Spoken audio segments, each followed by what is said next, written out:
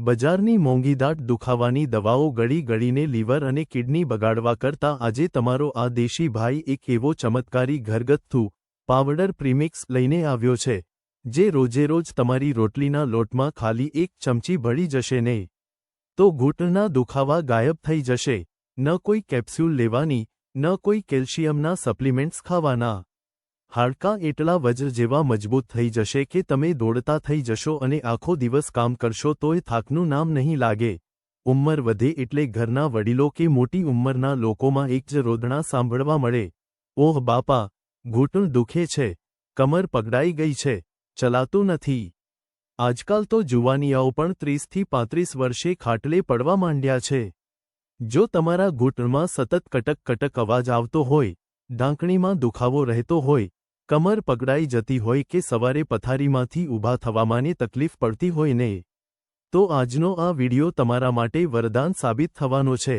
આજે હું તમને ઘરે જ એક એવો દેશી અને જાદુઈ પ્રીમિક્સ પાવડર બનાવતા શીખવાડીશ, જેની ફક્ત એક ચમચી જો તમે રોજ તમારી રોટલીના લોટમાં નાખીને ખાવાનું શરૂ કરી દેશો ને તો ગમે તેવા મોંઘા પેનકિલર કે કેલ્શિયમની ટીકડીઓ લેવાની જરૂર નહીં પડે। હાડકામાં એટલી તાકાત આવી જશે કે તમે દોડતા થઈ જશો અને આખો દિવસ કામ કર્યા પછી થાકનું નામ નહીં રહે। તલ તો આપણે બધાએ જોયા જ છે, પણ તલની અંદર બીજી 3 થી 4 ઘરગથ્થુ વસ્તુઓ ભેગી કરીને એક જોરદાર નુસ્ખો તૈયાર કરવાનો છે। આ પાવડર સાંધાનો સોજો ઉતારશે, ગ્રીસ, ચીકાશ વધારશે અને ભવિષ્યમાં ક્યારેય ગોઠણ બદલાવવાનો વારો નહીં આવે। વિડિયો આગળ વધારતા પહેલા મને કમેન્ટમાં એ જણાવો કે તમને કયા સાંધામાં વધારે દુખાવો રહે છે અને તમે મારો આ વિડિયો કયા ગામ કે શહેરથી જોઈ રહ્યા છો। આ પાવડરમાં કઈ કઈ દેશી વસ્તુઓ ભળશે, તેના અદ્ભુત ફાયદા, આપણા આ નુસ્ખામાં જે વસ્તુઓ વપરાય છે તે સાંધાને પોષણ આપવાનું અને એમાં નવી ચીકાશ, લુબ્રિકેશન ઊભી કરવાનું કામ કરે છે। 1. અળસીના બીજ, ફ્લેક્સ સીડ્સ। અળસીની અંદર ઓમેગા-3 ફેટી એસિડનો ભંડાર છે।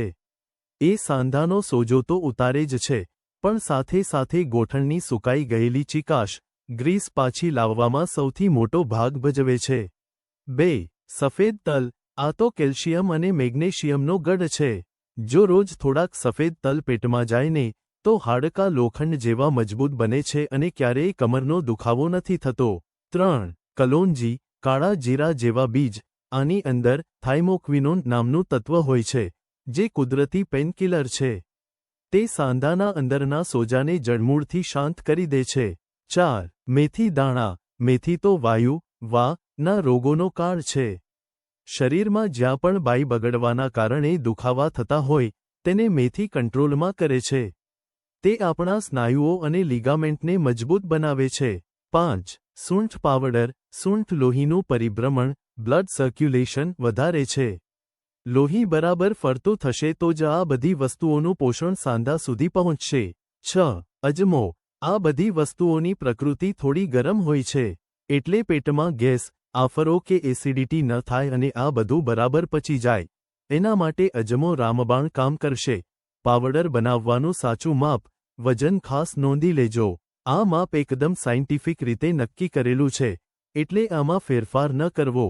સફેદ તલ 250 ગ્રામ, એકદમ સાફ કરેલા। અળસીના બીજ 200 ગ્રામ, મેથી દાણા 150 ગ્રામ, કલોંજી 100 ગ્રામ, અજમો 75 ગ્રામ, સૂંઠ પાવડર 75 ગ્રામ। બનાવવાની સાચી રીત। 1.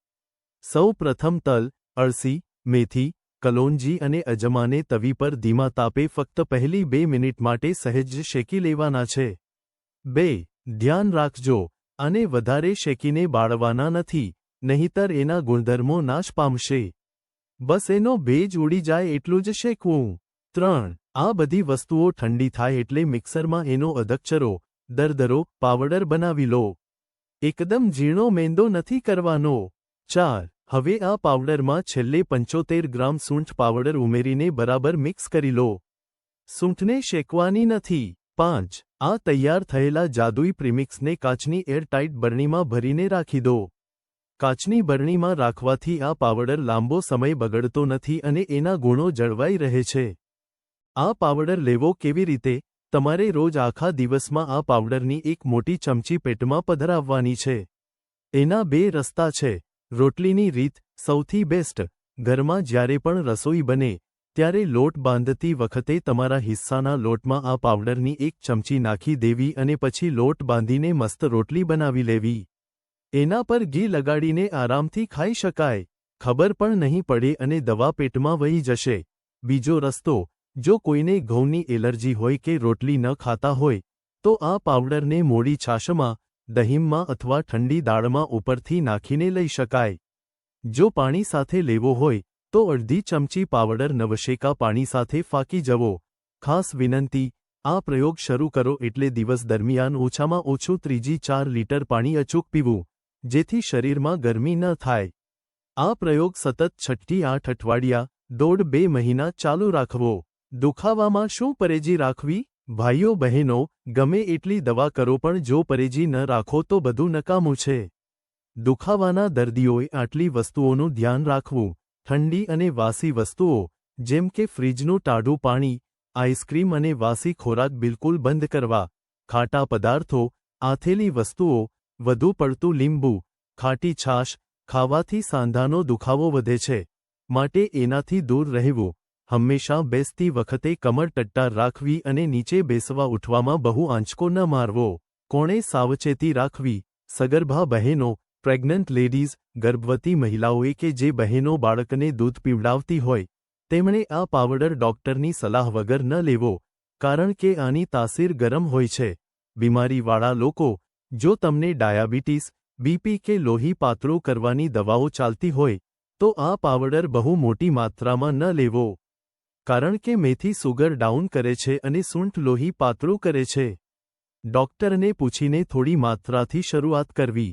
જો આમાંથી કોઈ વસ્તુની તમને એલર્જી હોય તો એ વસ્તુ આમાંથી કાઢી નાખવી, તોય બાકીની વસ્તુઓ સરખું જ રિઝલ્ટ આપશે।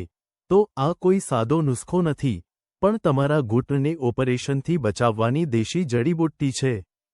જો વિડિયો ઉપયોગી લાગ્યો હોય તો ચેનલને સબસ્ક્રાઇબ કરી લેજો અને બેલ આઇકોન દબાવી દેજો, જેથી આવી ઉપયોગી હેલ્થ માહિતી તમને સૌથી પહેલા મળે।